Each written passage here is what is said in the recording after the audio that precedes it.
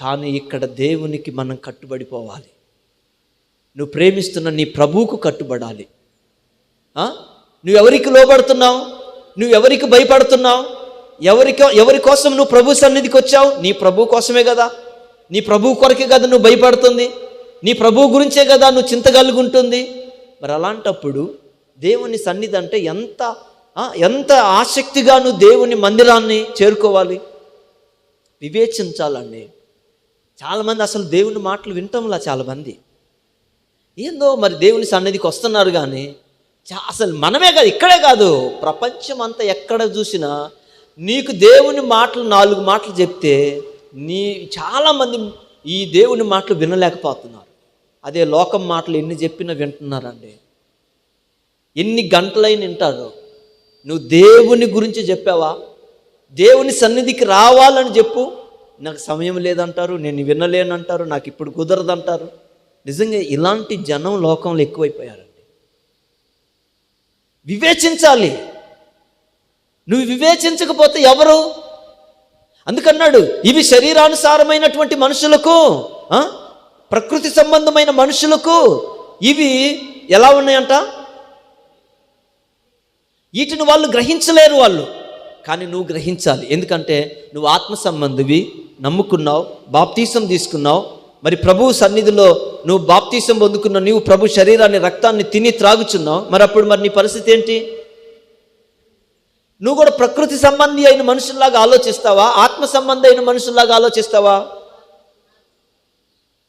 చూడండి, వీళ్ళకి యేసు ప్రభు చెప్పినటువంటి మాటలు వాళ్ళకి అర్థమయ్యాయా? వాళ్ళకి అర్థం కాలా. ఆత్మ చెప్పిన మాటలు అర్థమయ్యాయా వాళ్ళకి? అర్థం కాల. వాళ్ళు ఏమంటున్నారు అనంటే, యేసు ప్రభు చెప్తున్నాడు, నేను దేవుని కుమారుణ్ణని చెప్పాడు ఆయన వాళ్ళకి. ఆయన సాక్ష్యం ఇస్తున్నాడు, దేవుడే సాక్ష్యం ఇస్తున్నాడు, ఇదిగో ఈయన నా ప్రియ కుమారుడు, ఈయన యందు నేను ఆనందిస్తున్నాను. కానీ ప్రజలు ఆ రోజుల్లో కూడా యేసు ప్రభుని నమ్మట్లా. ప్రజలు అప్పటి నుంచి ఇప్పటికి యేసు ప్రభు గురించి ఎవరు చెప్పినా యేసు ప్రభు దేవుని కుమారుడని చెబితే నమ్ముతున్నారా? నమ్మట్లా.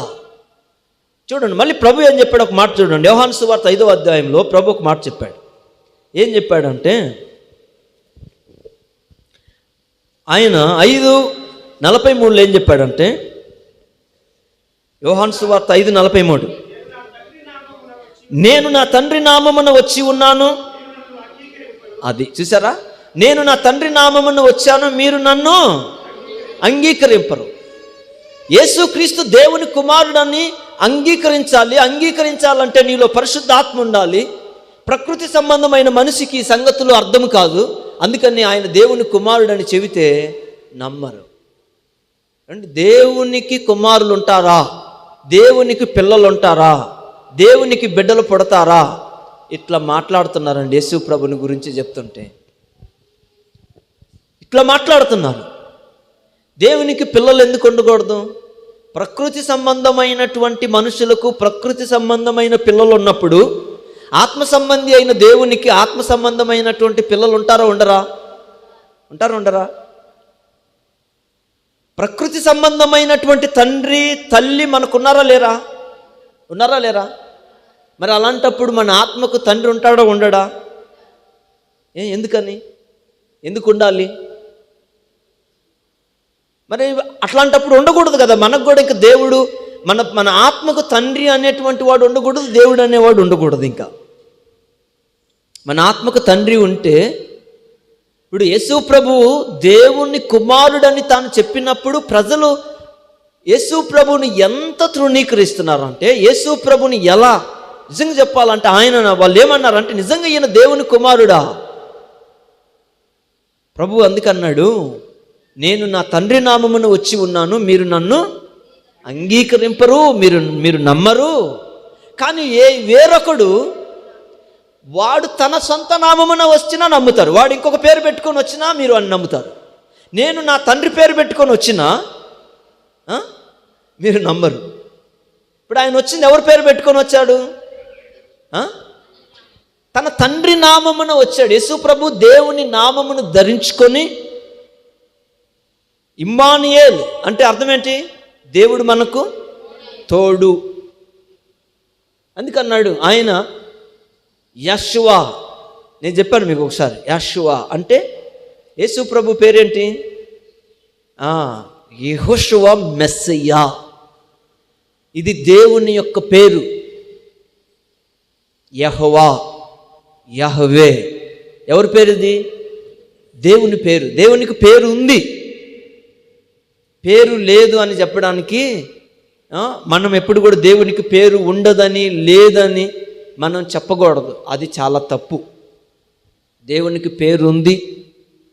ఆ నామాన్ని బట్టి ప్రార్థన చేశారు భక్తులు. ఆ నామమున ప్రార్థన చేసినప్పుడు ఏం జరిగింది? సూర్యుడు ఆగిపోయాడు, చంద్రుడు సూర్యచంద్రులు ఆగిపోయారు, నిలిచిపోయారు వాళ్ళు. ఆయన నామమును బట్టి ప్రార్థన చేశారు భక్తులు. ఆ నామము అందుకన్నాడు, సైన్యములకు అధిపతియగు యెహోవా అను పరిశుద్ధ నామము కలిగినటువంటి వాడు అన్నాడు.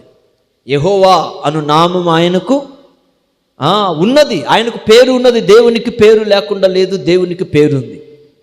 సో కాబట్టి ఇప్పుడు దేవుని కుమారుడు వచ్చినప్పుడు దేవుని పేరు ధరించుకొని వచ్చాడు.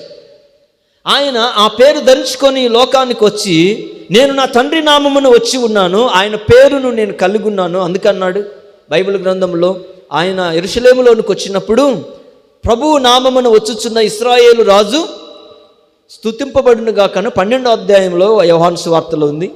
అలాగనే మత్తయి కూడా దీని గురించి రాశాడు. ఏమంట? ప్రభువు నామమును వచ్చుచున్న ఇశ్రాయేలు రాజు అన్నాడు. ప్రభు అంటే ఎవరు? తండ్రి. ప్రభు అంటే ఎవరు? తండ్రి. అంటే ప్రభువు నామమున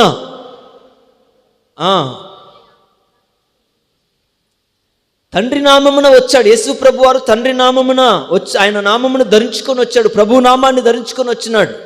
ఆ నామమున వచ్చినటువంటి ప్రభువు స్తుతింపబడునుగా. కానీ ఆయన వచ్చినప్పుడు యెరూషలేములోనికి శిలువ మరణానికి ముందు, ఇంకా ఆయన తీర్పు పొందడానికి ముందు యెరూషలేములోనికి వచ్చినప్పుడు, యేసు ప్రభు వారు వచ్చినప్పుడు ఆయన విజయోత్సవంతో వచ్చాడు. ఆయన గాడిద పిల్లనికి యేసు ప్రభు యెరూషలేములోనికి వచ్చినప్పుడు వాళ్ళందరూ ఖర్జూరపు మట్టలను తెచ్చి ఆ యొక్క వస్త్రాలను తీసుకొచ్చి దారి పొడుగుతున్న పరిచి, హోసన్న జయము జయము, ప్రభువు పేరిట వచ్చుచున్న ఇశ్రాయేలు రాజు స్తుతింపబడును గాక అని చెప్పేసి యేసు ప్రభుని గూర్చి వాళ్ళు అక్కడ ఆయనను గణపరిచారు. యేసు ప్రభు తండ్రి నామమును ధరించుకొని వచ్చాడు. కానీ ఇప్పటికీ యేసు ప్రభుని నమ్మలేనటువంటి ప్రజలు ఉన్నారు. ఓకే, నేను ఇది చెప్తాను, నెక్స్ట్ వారం చెప్తాను. ఈ వారం మీరు మనం గమనించాల్సింది ఏంటంటే, ఆయన ఏరొక నామమున ఎవరైనా ఇంకొకటి ఏరొక నామమున వస్తే నమ్ముతారంట. ఈయన తండ్రి నామమున వచ్చినా కూడా నమ్మడం లేదు. ఎందుకని? దేవుని సాక్ష్యాన్ని మనుషులు నమ్మడం లేదు. ఇదిగో ఈయన నా ప్రియ కుమారుడని పరిశుద్ధాత్మ సాక్ష్యం ఇచ్చినా నమ్మడం లేదు. ఈయన నా ప్రియ కుమారుడని వాళ్ళందరూ వింటూ ఉండగా సాక్ష్యం ఇచ్చాడు. యేసు ప్రభు సాక్ష్యం ఇచ్చాడు, నేను దేవుని కుమారుడని. కానీ వాళ్ళు నమ్మట్లేదు. నమ్మకపోగా దేవుడిచ్చిన సాక్ష్యాన్ని వాళ్ళు ఏం చేస్తున్నారంట చూడండి. ఏం చేశారు అని అంటే, మీరు చూస్తే మార్కు సువార్త 3వ అధ్యాయం 22వ వచనం చూడండి.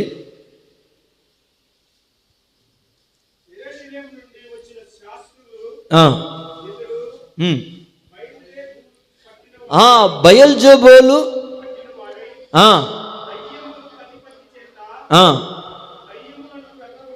చూసారా? బయల్జెబూలు పట్టినటువంటి వాడంటే యేసు ప్రభు. ఏమంటున్నారు? దెయ్యములన్నిటికీ ఒక అధిపతి ఉన్నాడు, వాడిని సాతాన్ అంటారు, లేకపోతే ఇల్లు ఏమంటారంటే బయల్జెబూలు అంటారు. బయల్జెబూలు అంటే ఇప్పుడు యేసు ప్రభు వారు దెయ్యాలను ఎల్లగొట్టుతున్నది ఎవరంట? సాతాను దెయ్యాలకు అధిపతి ఒకడు ఉన్నాడంట. ఆ దెయ్యములకు అధిపతి అయినటువంటి ఆ బయల్జెబూలు ఉన్నాడు చూసారా, వాని వలన యేసు ప్రభు అంటే ఆ బయల్జెబూలు అనేటువంటి ఆ సాతాను పట్టాడంట. అందువలన యేసు ప్రభు ఏం చేస్తున్నాడంట? దెయ్యాలను ఎల్లగొట్టుచున్నాడు. మరి బయల్జెబూలు వలన ఆయన దెయ్యాలను ఎల్లగొట్టేవాడైతే ఆయనను ఎన్నో రకాలుగా యేసు ప్రభును వాళ్ళు దూషించారు. యేసు ప్రభు చెప్పిన మాటలు వాళ్ళు నమ్మడం వల్ల, యేసు ప్రభు చెప్పినటువంటి మాటల కంటే ముందు దేవుడు సాక్ష్యం ఇచ్చాడు. ఇదిగో ఈయన నా ప్రియ కుమారుడు, ఈయన యందు నేను ఆనందించుచున్నాను.